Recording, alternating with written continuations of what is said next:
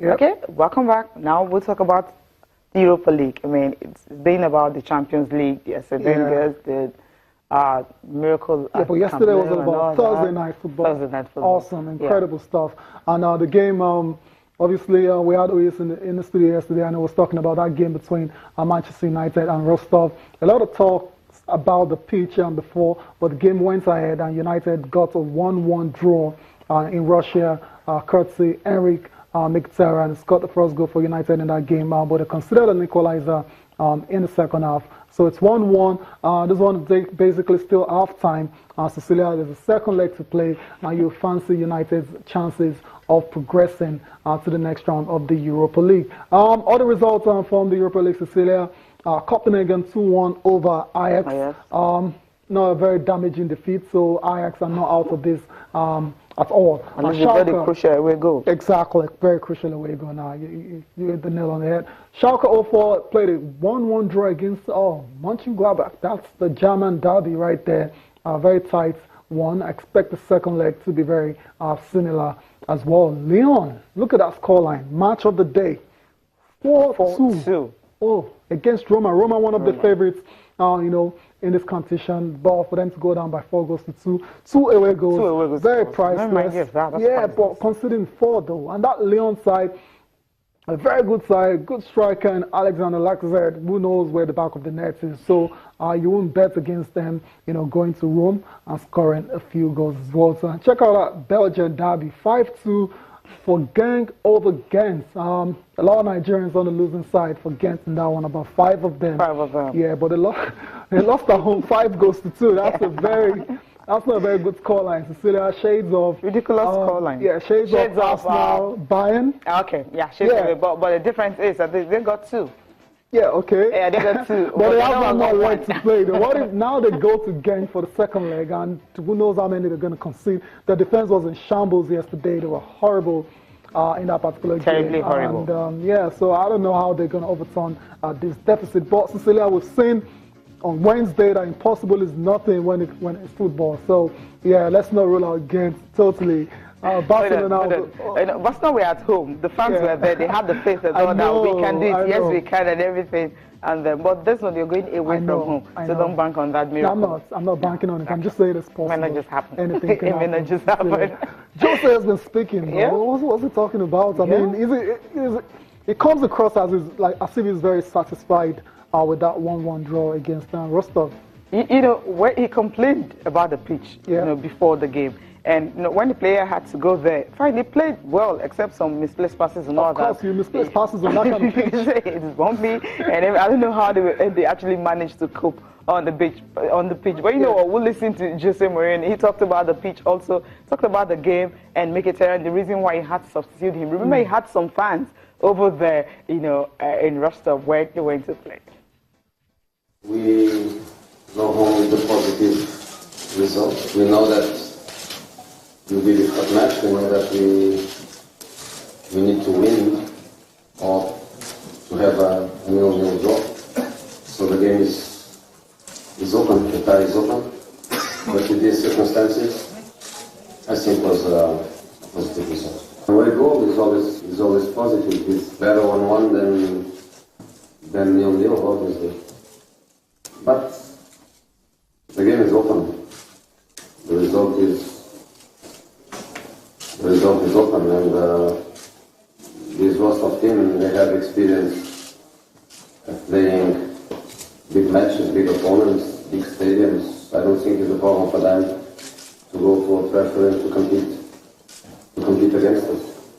And they play Sunday against Ferret Grozny. We play Monday against Chelsea. Who knows that we have extra time and 30 minutes more to play. So for us, it's difficult. But we are one step from being in the quarterfinals. The players will have that motivation. The fans, for sure, Old Trafford, they will push with us. So hopefully in 1 year time, we know that we cannot play 90 minutes. We knew that we was going only to play 60 minutes. Doesn't matter the result. We made that decision together. because he's not in his best condition. And we gave him the freedom to play attacking positions with Zlatan and try to find some spaces and the possibility to score a goal. So he did his job well, and we managed to finish the game without being injured. We have to keep getting points in the Premier League to let us go to the last months of the competition with that door open. And in the Europa League, if we manage to go through this knockout round, we go to the quarterfinal, and when you are in the quarterfinal, you feel it that the door is open. So you have to try. Yeah, coming from Jose Mourinho there. Make it to remember he scored his 7th goal of the season. Yeah, Yeah, I mean, it's been more than decent. You have to say. I mean, if you want to look at Jose's 4 signings this season, major signings. Zlatan has to top the bill when it comes to impact. Yes. Then you can't look further past Eric Mkhitaryan. Then Eric Bailly. Yeah, of course. Interestingly, the most expensive player in the world, Pogba, is further down that list. That's not taking anything away from him. We will need to check the stats from that guy. Yeah, but let's go. The players have been reacting to that 1-1 draw against Rostov in Russia. Yeah, I will start with Mkhitaryan, what he had to tweet after that particular game. He was frustrated, but somehow he was really happy. Okay, this one is coming from Andy Herrera. He said, good teamwork. Everything will be decided in the second leg, thanks to our traveling fans. Hashtag Europa League. They always show actually up happy the fans, to play here. Then this one from Mickey, he says, we wanted more, but we take home a draw and an important away goal. Thanks to all supporters for covering such a long distance. Yeah, I mean, interestingly, Cecilia, it was looking like there was going to be a couple of trouble, in Russia, but they didn't. The Russian fans and the Rostov fans were very welcoming and accommodating, and no troubles at all. That's what we want in football, right? But we know one of the reasons is simply because okay, let's just say Mickey got some supporters there. Big group in Russia. Does he have a section of the fans actually supporting him? And that's why one of the journalists was actually asking Jose Mourinho, why do you have to substitute him? And he felt it was prearranged. Yeah, exactly. Let's play some minutes and get rested or no. He doesn't like him playing full games. Yeah, well, he's just coming back from injury as well. So you don't want to, rush him, back totally. So I remember there's a massive game on Monday against Chelsea in the English FA Cup. Deep breath and no Zlatan. Massive, no Zlatan. So even the starting lineup for United was a lot of changes. Romero started in goal in place of David De Gea. We saw Fellaini starting as well too. We saw Phil Jones. We saw a very strange back line. It had about 5 players.